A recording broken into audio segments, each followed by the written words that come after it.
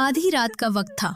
जादुई जंगल में चमकीली चुड़ैल एक ऊंचे पेड़ पर बैठी टमाटर की खाली टोकरी लिए फूट फूट कर रो रही थी।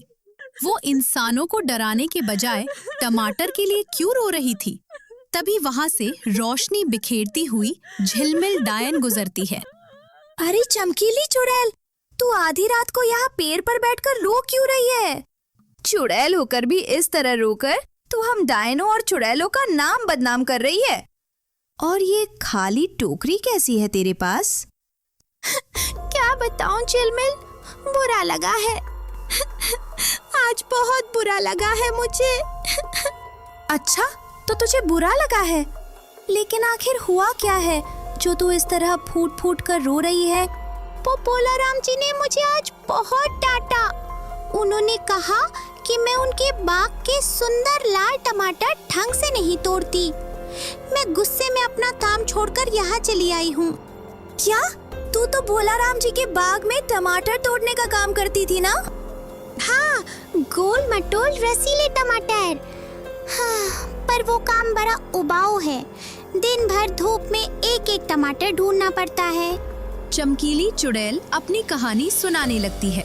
पिछले दिन टमाटर के बाग में चमकीली चुड़ैल टमाटर तोड़ने के बजाय एक बड़े से कद्दू को तकिया बनाकर आराम से सो रही थी। ए चमकीली चुड़ैल, तू खेत पर आकर बिना काम किए यहाँ कद्दू को तकिया बनाकर सो रही है? अरे नहीं भोला राम जी, मैं तो बस देख रही थी कि टमाटर लाल हुए या नहीं। रोज का यही बहाना है तेरा। तू खेत पर आकर सो जाती है। देख, सूरज सिर पर आ गया है और मुझे ये ताजा टमाटर लेकर भूत बाजार भी जाना है। अगर देर हुई तो दूसरे भूत अपनी सब्जियां बेचकर चले जाएंगे। काम तो तू अच्छा करती है, पर आलस बहुत करती है। भोला राम जी, आप हर रोज मुझे डांटते रहते हैं। मैं अब इस बाग में एक भी टमाटर नहीं तोड़ूंगी। लो, मैं जा रही हूँ अपना नया काम ढूंढने। अच्छा, तो ये बात है। पर चमकीली, अगर तू रोज रोज वही एक गलती दोहराएगी तो डांट तो पड़ेगी ही ना। अच्छा चल, छोड़ ये सब। तू अपनी बता, तू क्या काम करती है?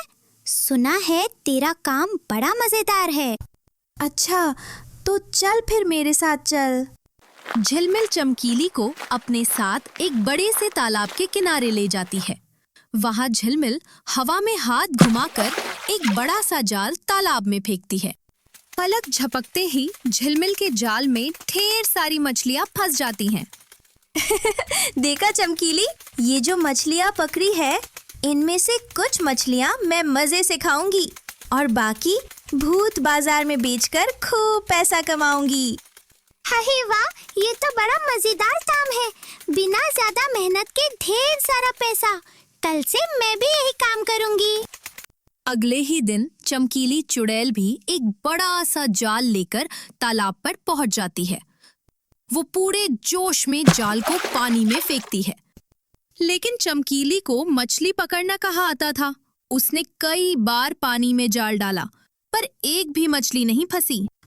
अरे धत प्रीति, एक भी मछली हाथ नहीं आई। सुबह से इस तालाब से उस तालाब घूम रही हूँ। तालाब की मछलियाँ पानी से ऊपर उछल उछल कर चमकीली का मजाक उड़ाने लगी थी। चमकीली गुस्से में पैर पटक ही रही थी कि तभी पीछे से उसे किसी की आवाज आती है। तुमसे नहीं होगा।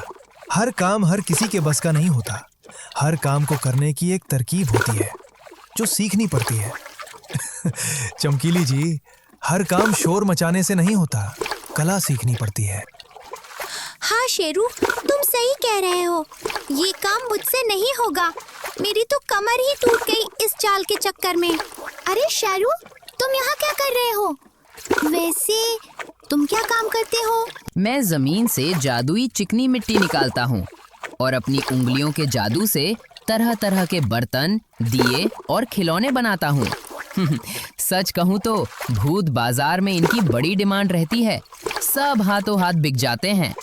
बर्तन और खिलौने बनाना ये तो मिट्टी का खेल है। मैं भी तुम्हारे साथ मिट्टी से बर्तन बनाऊंगी। चमकीली चुड़ैल भी शेरू भूत के साथ मिलकर मिट्टी से बर्तन, दिए बनाने का काम करने लगती है। चमकीली ने जैसे ही शेरू के जादुई चक्के पर मिट्टी रखी और उसे तेजी से घुमाया, मिट्टी का बड़ा सा गोला चक्के से फिसलकर सीधे चमकीली के चेहरे पर जा चिपका। अरे बाबा रे, मैं तो जादुई बर्तन बनाने चली थी, यहाँ तो मेरा ही मड फेसियल हो गया। शेरू, ये तुम्हारा चक्का है या कोई रॉकेट? चमकीली जी, ये जादुई चक्का है, कोई बच्चों का खिलौना नहीं। चमकीली, इस काम के लिए बहुत ध्यान लगाना पड़ता है। चक्के का जादू हर किसी के बस की बात नहीं दोस्त, तुम कोई और हल्का काम देख लो। चमकीली ने अपना चेहरा साफ किया और वहां से चली जाती है। रास्ते में उसे बिजली भूतनी दिखाई देती है, जो बड़े अनोखे अंदाज में गाना गाकर सब्जियां बेच रही थी। ताजा आलू, हरी भरी गोभी, जो खाए वो बन जाए लोभी। ले लो भाई, ले लो सब्जी। बिजली भूतनी का ये अनोखा अंदाज देखकर बाजार के सारे भूत चुड़ैल उसकी तरफ खिंचे चले आते हैं और उससे सब्जी खरीदने लगते हैं, और पल भर में ही उसकी टोकरी खाली हो जाती है। वाह, ये तो बहुत ही कमाल का काम है। बस सिर पर सब्जी की टोकरी रखो और घूम घूम कर बेचना शुरू कर दो।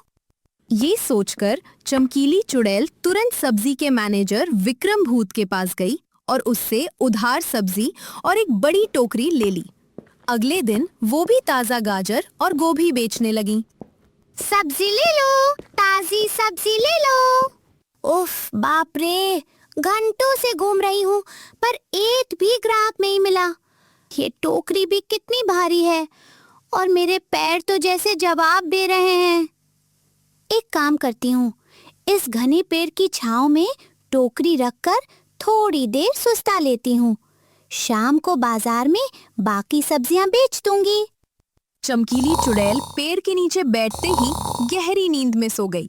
तभी वहां जंगल की एक गाय घूमते हुए आ पहुंची। गाय ने देखा कि चमकीली चुड़ैल सो रही है और टोकरी में ताजा गाजर और गोभी रखी है। गाय ने मजे से पूरी टोकरी साफ कर दी। तभी वहां पैसों का हिसाब करने विक्रम भूत आ गया। वाह चमकीली, पहली बार में ही सारी सब्जियां बेच दी। लाओ, अब मेरे पैसे दो। अरे, मेरी गाजर और गोभी कहाँ गई? अभी तो ये टोकरी भरी हुई थी। मेरी तो एक भी सब्जी नहीं बिकी। अब मैं विक्रम जी को पैसे कहाँ से दूंगी? हे भगवान, ये क्या? मेरी सब्जियां गायब हो गई और यहाँ सिर्फ खाली पत्ते बचे हैं। चमकीली चुड़ैल, अगर सब्जियां खुद खा गई हो तो सीधा बोलो, मजाक मत करो। मुझे मेरे पैसे चाहिए बस। अरे बाप रे, ये क्या हो गया? मैं तो खुद हैरान हूँ। मेरी सारी सब्जियां कौन खा गया? रुको चुड़ैल, आज तुझे सबक सिखाए बिना मैं नहीं छोड़ूंगा। ऐसा सुनकर चुड़ैल वहां से डर के मारे भाग जाती है और भागते हुए बोलती है, अरे बाप रे, मर गई आज से मैं ये काम भी नहीं करूँगी। ये मेरे बस का नहीं है। आज वो भूत मुझे पकड़ लेता तो मेरी चटनी बन जाती। लेकिन मेरी सारी सब्जी गई कहाँ? किसने चुराई? विक्रम भूत से बचकर चमकीली चुड़ैल भागते हुए नदी किनारे पहुंचती है और वो देखती है कि वहां नंदू भूत अपनी भूरी गाय को नहला रहा था।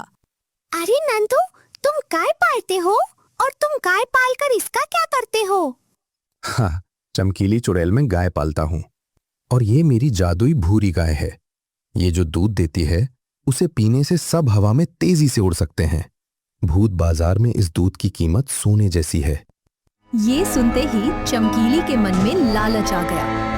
उसने सोचा कि अगर वो इस गाय का दूध रोज बेचेगी तो उसे कभी मेहनत नहीं करनी पड़ेगी।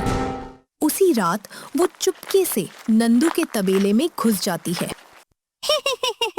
सोने जैसी कीमत? अगर ये गाय मुझे मिल जाए तो फिर मुझे जादू सीखने की क्या जरूरत? बस दूध बेचूंगी और ऐश करूंगी। ओ मेरी प्यारी गैया, कितनी सुंदर हो तुम। बस थोड़ा सा जादुई दूध दे दो ना, फिर देखो मैं तुम्हारे खाने के लिए क्या क्या लाऊंगी। लेकिन वो जादुई गाय सिर्फ अपने मालिक नंदू की आवाज सुनती थी। चमकीली ने जैसे ही दूध लेने के लिए हाथ आगे बढ़ाया, गाय ने अपनी पूंछ से एक जोरदार झटका मारा। गाय की पूंछ का झटका लगते ही चमकीली सीधे तबेले से बाहर जाकर गिरी। हाय, मर गई। ये जादुई गाय तो बहुत कड़क है।